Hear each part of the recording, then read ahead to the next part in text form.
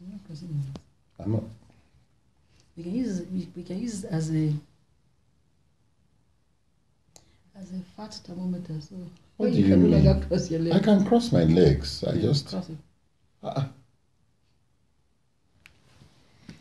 You're the one who said that. with ease. What do you mean? I'm cool, man. Do you know what my BMI is? If you know, tell me. I don't know, but I know it's good. I know it's good. What does BMI stand for? Body mass index. I'm so offended. You thought I was. I thought you didn't know. You just saw it somewhere. All right. You just thought I just need some. I said action. Yeah, we're actioning, but you need to repent. How can you? You think I'm so mumu like that? No, you're not. Yeah, action. Talk. Okay, hello everybody. Welcome to Super Homes. It's my beautiful, beautiful wife. So, Wait. So what? I want to address something that people. Okay, you want to talk first? so earlier on today, my husband did something, and if you have watching Super Homes for a while, you'd have heard how he says, I don't like my wife to do any work. I don't like her. She will cook. I'm sure you've heard he says she cooks many things, and then she will ask me what I want to eat, and then I have paralysis of options because she has cooked this and she has cooked the other. And if you just give me one thing, I'll eat it. So you must remember that man who said it is the same man. So he didn't have breakfast today, so he was asking me what he could have for lunch. So I told him one thing. And then next. I told him that one thing. Next. Then he mentioned something that is not on the horizon. That has not been cooked and that will take time to cook. So I explained to him the process and how he will not be able to eat that for lunch. So he agrees to eat something else. Then after I finish making it, I don't even know, I say things like they are good, being married for 28 years, they're pros.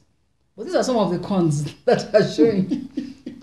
So I serve the food and he says, and then my son says, my daughter says, don't give him that fork, he doesn't use that fork. And it is true. He cannot eat. First of all, I'm also like that. You can't mismatch. People that just put one fork for I don't know where and another knife from somewhere. You can't mismatch cutlery with him. Number two, he will not eat with, those light forks, the light ones. He will not eat with a light fork. Even if it is heavy and it is slim, he will not eat with it. And then we had some silverware that were really nice. Then we got a newer set. He will only eat with that new set. If you do not give him the set, he will just call you back and say, please bring me cutlery. As if what you gave him before. So it's like as he's getting older, he's now that particular area is getting fussier. In what area a man has a right to decide which fork he wants to use to eat now? You don't think so? Okay. You are not getting fussy. And that is not fussy. The fact that a person has options. The Bible says labor to enter into rest. If you make him something, maybe you make him oats. You can't give him with a soup spoon. He will not take. Gosh, the guy has just become so fussy. If you give him soup, you must give him with a soup spoon. If you give him a regular spoon, he doesn't want. If you give him oats with a soup spoon, he doesn't want. You must give him with a regular spoon. And it was not like this before. That is the truth.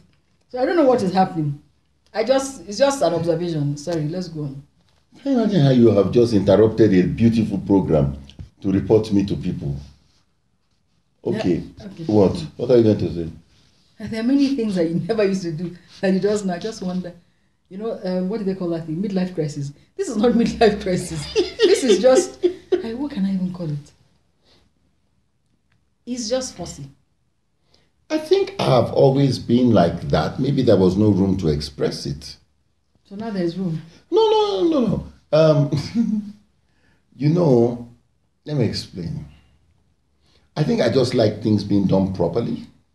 No, it's not. I'm serious. This is like if before I could use any toothpaste, now you only use a particular type of toothpaste.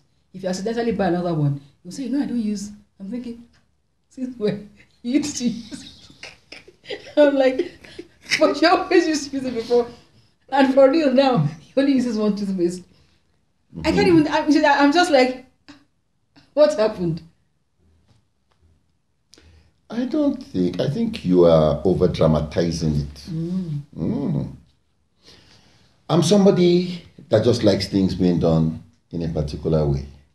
And at this stage in my life, I think I have worked hard to get to a point where I have earned my right to choose certain things. I guess it is that maybe after you've been married for a while, you just finally settle that this is where I am. For example, you only used to eat one kind of ice cream. Now he accidentally discovered another kind of ice cream. That is the only one that you eat. My husband only discovers things by accident.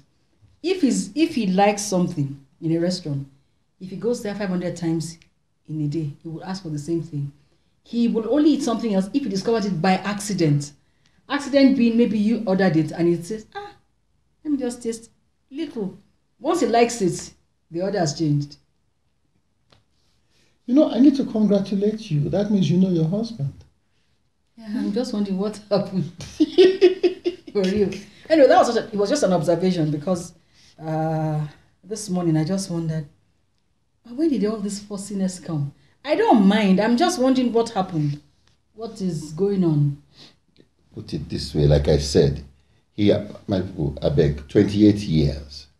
I have worked my behind off. I think you get to a point where you suddenly realize, okay, you know what? Now I've earned my right to want certain things. I've earned my right to like caramel ice cream. And I'm not, so what do you think? I hear you. I was just making an observation. I said it this morning. I'm just letting you know that just get ready, as the years go by. The men, they are good though, but they just become fussy. Okay, who else have you seen that is? I've only married one, so it's one I married that I know. I don't know any other one. I think you're on the warpath today. No, it was just a really... And the funny thing was, when he insisted, when they said the thing about the fork, we all realized, wait a minute, it's true. He cannot eat, he only eats with particular cookery. He doesn't use other cutlery. The people that made it said this one is for soup. No. This one is for forks, dessert. I'm saying forks and knives. Yes, but you talked about spoons. That are sets. It's not that they're not nice, but the in fork and knife that you're using is a new set. Let it rain, no matter what happens, you will not use any other set but that. Maybe it's an irrelevant point. Huh?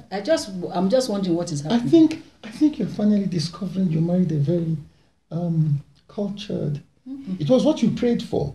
You said you used to pray that God, I want to marry somebody who knows which spoon to use, and then God has given you, and now you're complaining. I married. No, okay. What were the things you were praying to get married to before? That one is in the past. But no, say it. You said you wanted a man who could do what? Oh yeah. Tell me. A man who could read Yoruba Bible. Can I read Yoruba Bible? Yeah. Very well. A man who could speak English properly. Can I speak English properly? Absolutely. A man who understood if he went to a restaurant would know which cutlery that would go with what. No, go on. So if there were four, you say it the way you normally say it. That if there are 4 forks on this side, and I don't know, 3 knives, and one is a butter knife, and one is a fish knife. There you go. That would know all those things and know which spoon is for dessert and which spoon is for all that Lobaton. And God now gave it to you. You are now saying it is fussy. You are not seeing it as an answer to your prayer that God finally He has arrived there. You just missed the point. I'm not saying that's all. I'm saying that you are now particular. If we have different forks and knives in the house, you only use a particular set, and nobody can make you use something else. That's posh. That's exquisite. All right. That's classy. I didn't think it was posh, but let's go. Let's go. All right, guys, let me know what you think. Now I'm being accused of being an answer to prayer. The prayer got answered after 28 years.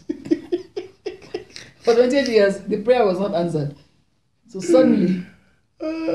But we are laughing about this thing. But the truth is, a lot of couples, and this is it, and as you progress in your relationship, you will change.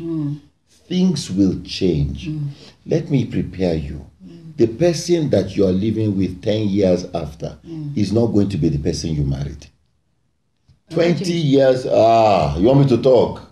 I'm saying, have I changed? Oh, but of course. Oh, where? I will tell you, you are very, what's that word? I don't know. No, I will tell you.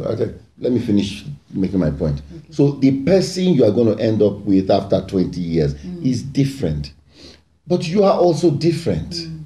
And I think this is important because if you do not understand the changing phases of people, changing phases, then you'll get very offended.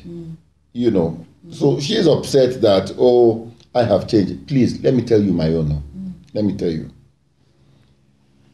I love buying things for my wife. Okay? I discovered it's not one of her love languages, but, I discovered too late.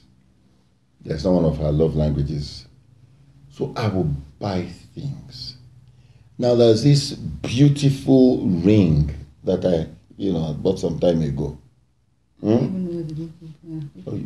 you see? Can you hear? I don't even know where the ring came from. Can you hear? And so I bought it, and she has never worn it. Then one day she found it, and she began to clean up. I said, I like it. And she put it on. The precious ring I bought was relegated to a ring wearing for cleaning up. How is that? Then there's more. Wait. I like shoes. We're talking about change. It's true. Wait. I like shoes. And they always complain that I have too many shoes. Now, as just decluttering the house, then we saw shoes. Shoes, you can use those shoes to start a shoe shop. My wife's shoes. Lovely, very expensive, nice shoes. Now, my wife has never worn them. She's not looking for somebody to give those shoes to. How do you... Is that nice? Okay, let me ask. I don't want to miss the point. We're talking about people that change. But when we first got married, when I buy you those things, you'll be so nice and you wear it and all that. But now, you just, okay. I'm sure I've told you the story of how the very first gift my husband bought me were this gold bag and shoes. Huh? This is the very first present he has bought me. Am I not supposed to say thank you? I didn't really have many shoes at the time, so I was grateful. Let me tell you what is happening. When my darling husband sees shoes,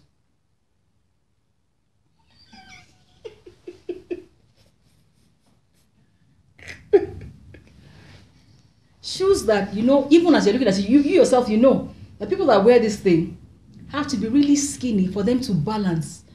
You're even wondering how they will be able to stand. Then he buys me like 3 or 4. He says they should bring it home. Then he says, did you see what I sent you? I said, I say, yeah, yes, thank you. Now, before he came, I tried to wear them. I'm not even lying. After I bought the shoes. You're trying to balance. No, after I bought the shoes, I could not move. It's not that I could take a step. I could not move. Why? Because of the angle, the way, you know that when you wear high shoes, I don't know why we're talking about this. When you wear high shoes, it affects, you have to stand a particular way. Mm. So I did not want to tell him that. I just said thank you. Kept the shoes. I kept the shoes in my wardrobe. I'm like, where do I even start? How do I explain? And he just sees, or he sees somebody wearing shoes and he thinks, I like these shoes. Where did you buy these shoes? Please buy me a pair for my wife. I am grateful. But I can't walk. So, would you prefer me to be tumbling all over the place and you following me to catch me? Or I just leave them? Wait. So that's the reason. So, you see the point?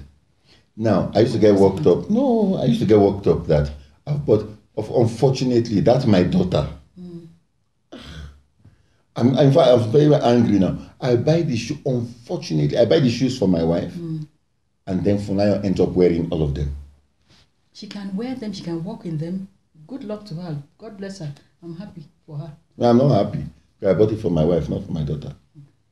So the compromise now is, I said, we'll be buying you your flat shoes. I'm in a flat shoe season. Okay, yeah, change. You're right. I'm in a flat shoe season. I guess that is the point. That's the point. I am in a flat shoe season. So I like flat shoes. I have always been someone who goes for comfort. So the more comfortable it is, the easier. But that was a time you used to at least pretend to wear those shoes that I bought. There was one nice red one I bought. That shoe was very expensive. You wore it once, and that was it. But at least that's progress. There were others. I saw one yesterday, one nice silver. You've never worn it. You see, when he says, you saw one nice, you see what he said, I saw one nice silver. What he's saying is the heel. Yeah. And let's cancel and continue. No, you're not cancelling. So, you see that it happens both ways. Yeah, ish. It's not ish now.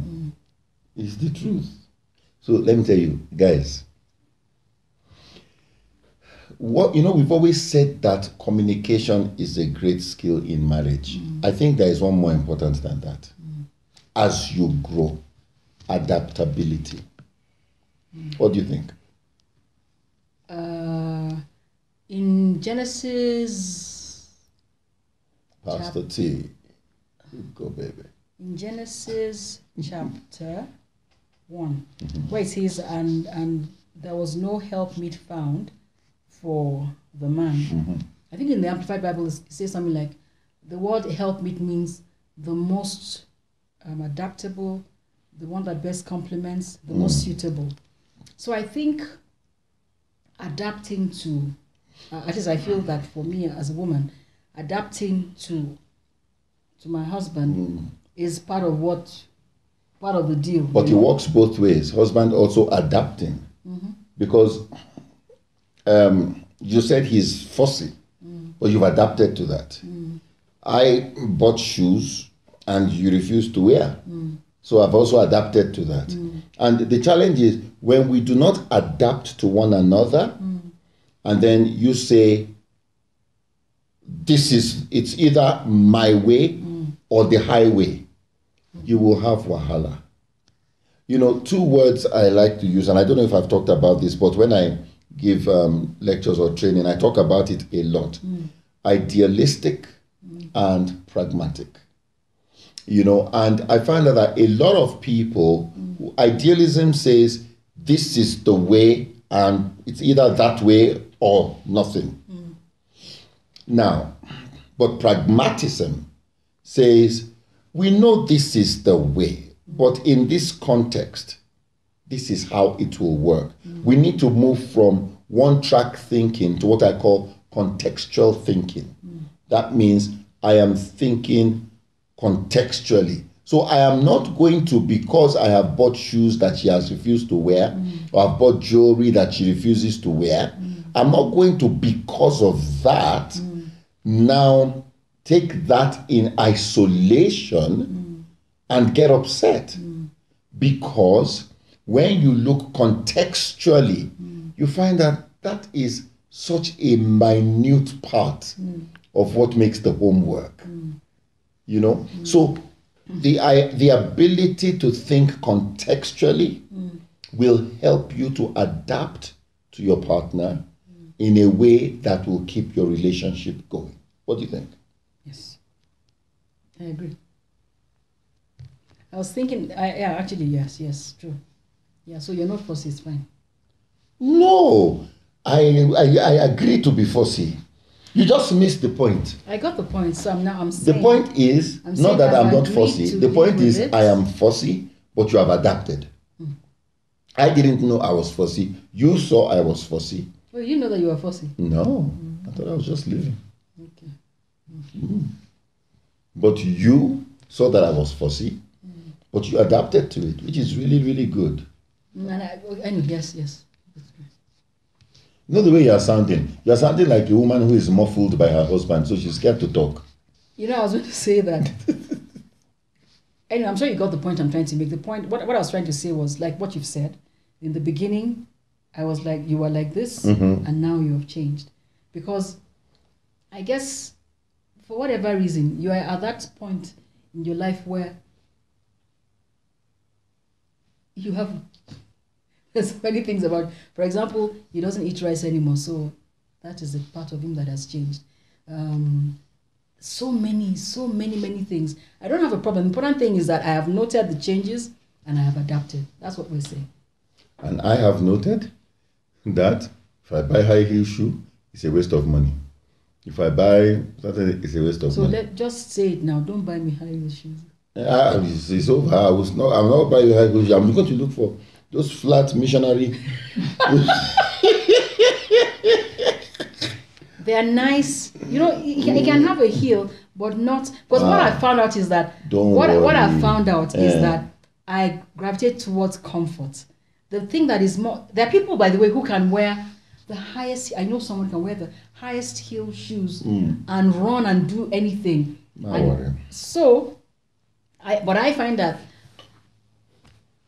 the more comfortable I am, the more relaxed I am. And I have adapted to that. So, missionary shoes. It's not missionary shoes. What? Nice, lovely shoes.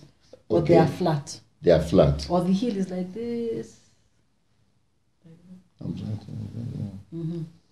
Yeah, like that. Then we're good. But when I buy her perfumes, you like perfumes.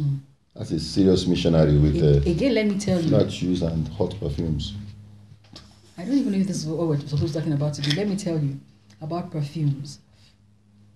My husband loves his perfumes and colognes. He loves them so much, and he likes that he can use, I'm sure I've mentioned this before, use different things. So because he loves them so much, the assumption also is that, no, wait, I'm going somewhere. Don't worry. The assumption is that because he likes them so much and they make him so happy, they must also make Taiwo happy. I am happy to smell good. But the thing with me is, one is fine. One is enough. I'm just saying. Yeah, but the reason why I like to buy a lot for you is because that daughter of yours has it in her head that everything that is on that dressing table is hers by default. Okay. All right. Okay. But you like perfume. Yes. Not as much as you do, but I like perfume. No, it's okay. I just like choices. Yes. Options. So are you seeing this, guys? We are discovering things 28 years later. No, I was scared. I thought you were going to say you don't like perfume. No, I like perfume. That would have just... So, I hope you are seeing this. Adaptability. You will destroy your relationship if you come into marriage with an idealistic position.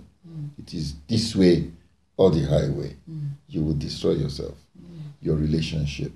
But being pragmatic, thinking contextually, and, being ready to concede some ground is very important on both sides.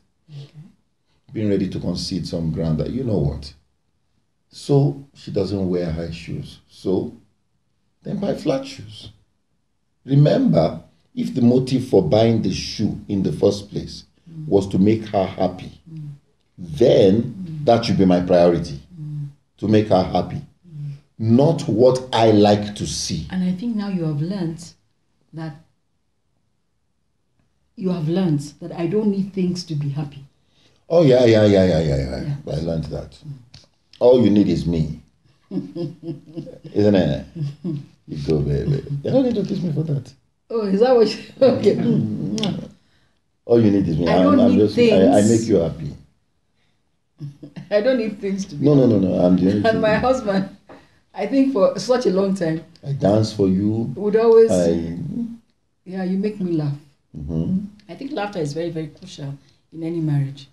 My husband still makes me laugh till today. So that's a good thing. Yeah. You know, I'm not discussing. Let's go to the topic. No, we will discuss other things next week. Okay.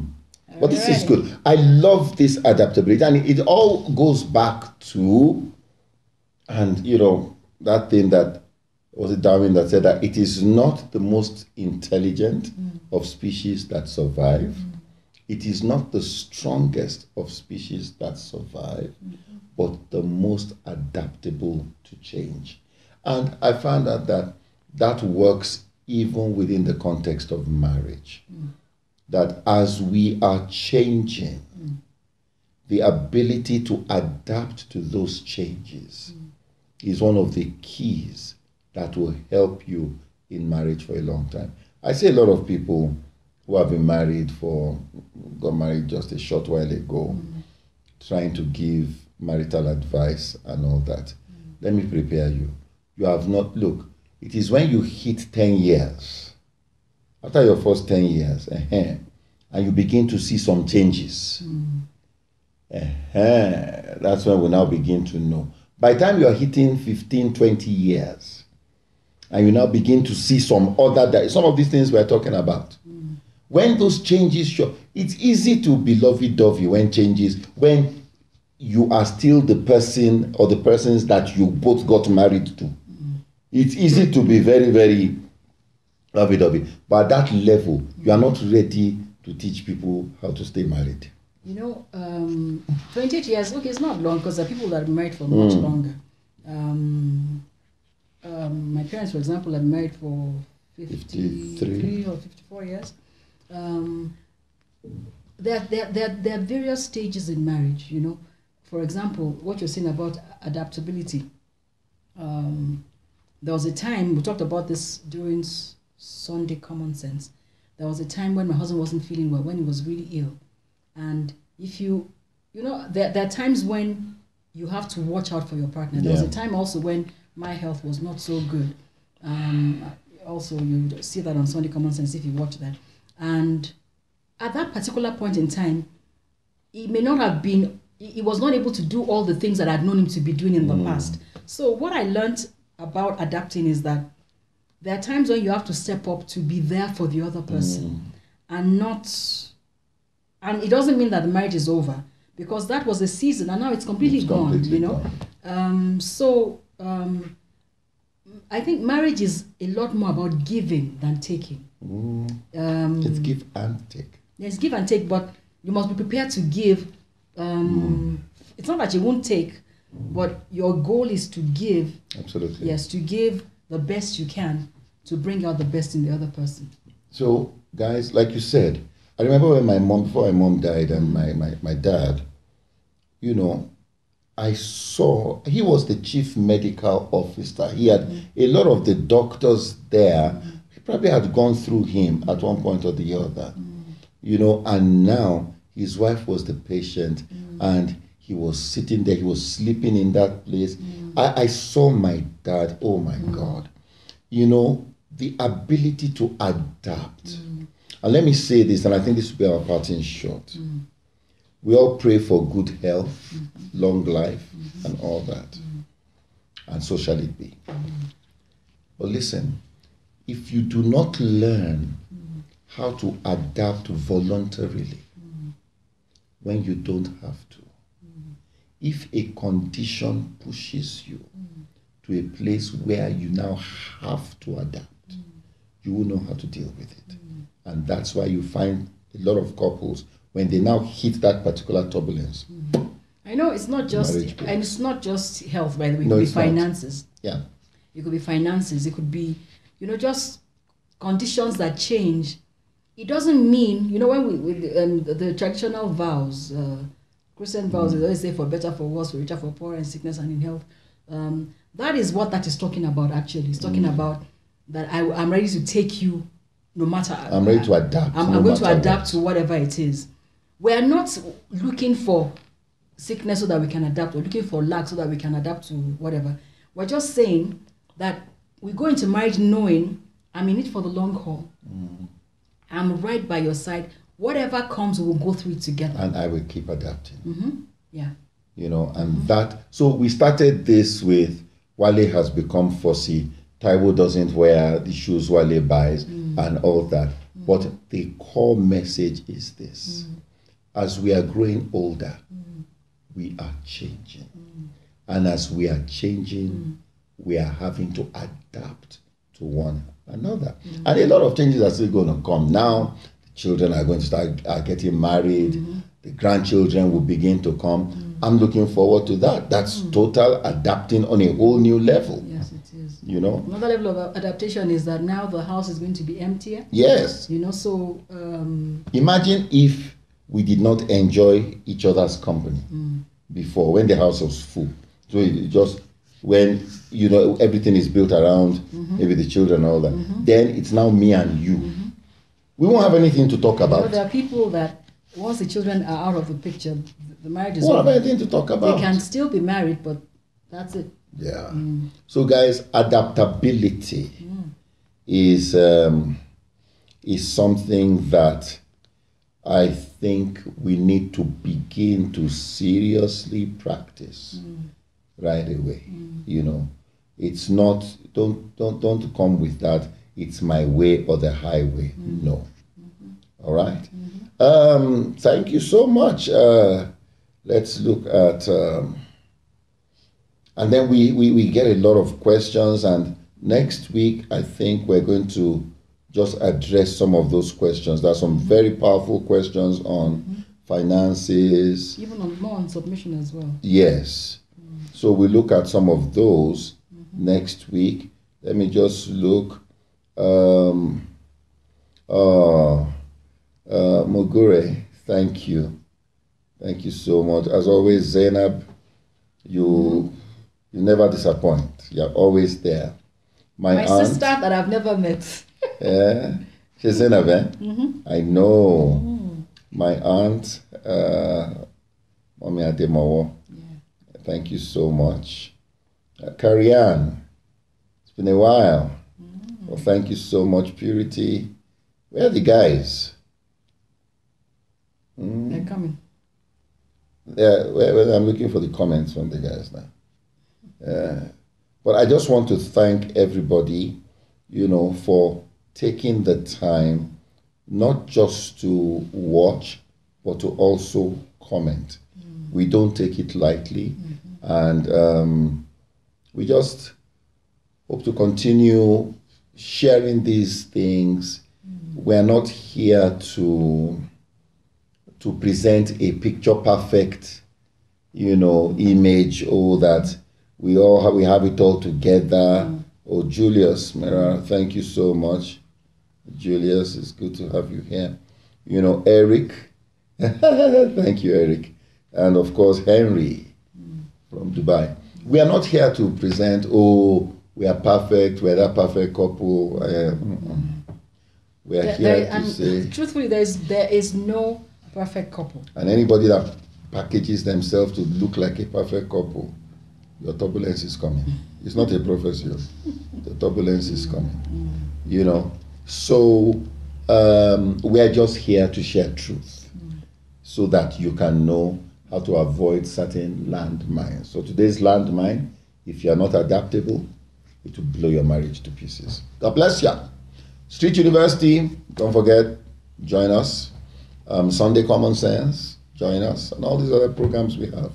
Look forward to seeing you. God bless. God bless.